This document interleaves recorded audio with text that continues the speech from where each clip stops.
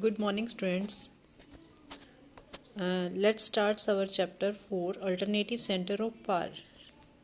जैसे कि हमने कल किया था यूरोपियन यूनियंस और अब हम उसकी कर रहे हैं limitations and controversies. The first point is a controversy regarding to include new member states, for example Soviet Union's states. इनकी जो EU है, EU के बीच में न्यू मेंबर्स एंटर होने पे कंट्रोवर्सीज चल रही है. ये नहीं चाहते कि जो सोवियत यूनियन की तरफ से जो कंट्री सोवियत यूनियन में थे आफ्टर डिसइंटीग्रेशन किया हुआ वो मेंबर चाहते थे EU का मेंबर बनना. बट वो जो मेंबर हैं सोवियत यूनियन की तरफ से जो आए थे उनको क्या है EU है वो उनको अपने में शामिल करना नहीं चाहता. So not every country wants that there currency will be euro. और यूरोपियन यूनियन में जितने भी कंट्रीज़ हैं उनमें से कुछ कंट्रीज़ नहीं चाहते कि उनकी जो करेंसी क्या हो कॉमन हो. थर्ड है its member states have their own foreign relations and defence policies. Her country की अपनी फॉरेन रिलेशंस हैं और अपनी डिफेंस पॉलिसीज़ हैं. एग्जांपल है एक Britain's PM Tony Blair was America's partner in the Iraq invasion. अपने लास्ट चैप्टर में पढ़ा था कि अमेरिका ने इराक पे अटैक किया था, तब ब्रिटेन ने उसका साथ दिया था अमेरिका का. So whereas Germany and France opposed American policy. और इवन कि इनके इसी पॉइंट पे जर्मनी और फ्रांस ने इनको अमेरिकन पॉलिसी को क्या किया था अपोज कर दिया था, क्योंकि वो नहीं चाहते थे कि अमेरिका इराक के ऊपर अटैक करे. फोर्थ पॉइंट है Britain's farmer PM kept the Britain out of the European market. जो ब्रिटेन के PM हैं वो क्या चाहते हैं kept the Britain out of European markets. वो अपनी ब्रिटेन की मार्केट को यूरोपियन मार्केट से बिल्कुल ही अलग रखना चाहते हैं. फिफ्थ पॉइंट है Denmark and Sweden have resisted the maastricht treaty and the adoption of the euro the common European currency. ये आपको 1 मार्क्स का क्वेश्चन आ जाता है कि किन कंट्रीज़ ने maastricht ट्रीटी को साइन किया था. वो है डेनमार्क और स्वीडन. साइन नहीं किया था.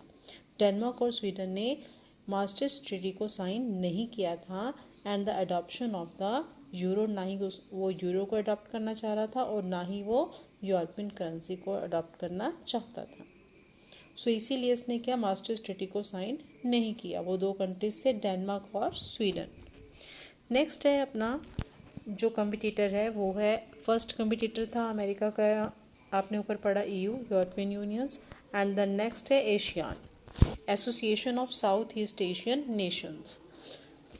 फर्स्ट है एशियान वाज एस्टैब्लिश्ड इन 1967. देखो 5 कंट्रीज़ ने इसको साइन किया था. बैंकॉक डेक्लेरेशन साइन करके एशियान बनाया था. वो 5 कंट्रीज से Indonesia, Malaysia, the Philippines, Singapore and the Thailand. फिर क्या हो इसमें 5 कंट्रीज और ऐड हो गए. वो हैं ब्रुनई, दरुसलाम, वियतनाम, लाओ PDR, म्यांमार एंड कंबोडिया. अब इसके मेंबर कितने हो गए 10 मेंबर्स हो गए. नेक्स्ट है इसके ऑब्जेक्टिव्स क्या हैं एशियान की. फर्स्ट है territorial disputes should not escalate into armed confrontations. जितने भी टेरिटोरियल डिस्प्यूट्स होते हैं उसको बेटर है कि आर्म्ड कन्फ्रंटेशन में कन्वर्ट ना करके बातचीत से क्या कर लिया जाए, उसको नेगोशिएशन से सॉल्व कर लिया जाए. नेक्स्ट है to accelerate economic growth through social progress and cultural development. और वो चाहते हैं एशियन कंट्रीज़ कि जो उनका इकोनॉमिक ग्रोथ है किसके थ्रू हो, सोशल प्रोग्रेस और कल्चरल डेवलपमेंट के थ्रू. नेक्स्ट है to promote regional peace and stability. And then fourth is to create free trade areas for investment. देखो FTA इन्होंने क्या क्रिएट किया है, FTA फ्री ट्रेड एरियाज. मतलब कि जैसे आज मल्टीनेशनल कंपनीज कहते हैं ना हम सिंपल उसमें, तो कोई भी आए कंट्री में और अपनी क्या करे, अपनी कंपनीज इस्टेब्लिश करे. इससे क्या होगा, उन्हें फ़ायदा होगा. वहाँ लोगों को क्या मिलेंगी, जॉब मिलेंगी, सर्विसेज मिलेंगी, उनका जो लाइफस्टाइल है वो अपडेट हो जाएगा. सो US and China have already signed FTA. US China ने किया हुआ है साइन. इंडिया ने भी साइन किया with 2 countries Singapore and Thailand. Next है Asian way is an interaction है. मतलब कि एक ऐसा वे है जिसपे आपस में क्या की जाती है, बातचीत की जाती है. That is informal, confrontationist and cooperative to promote super national structure, कि ऐसा एक स्ट्रक्चर तैयार किया जाए in the Association of South East Asian Nations में, जिसमें कि आपसी बातचीत करके वॉर को जितना हो सके वो उसको रोका जा सके और सारे जितने भी इनकी प्रॉब्लम्स हैं, इश्यूज हैं, उनको आपस में बातचीत करके सॉर्ट आउट किया जा सके। द फर्स्ट है द एशियन सिक्योरिटी कम्युनिटी। देखो जैसे इसकी क्या बनाए गए, 3 पिलर बनाए गए।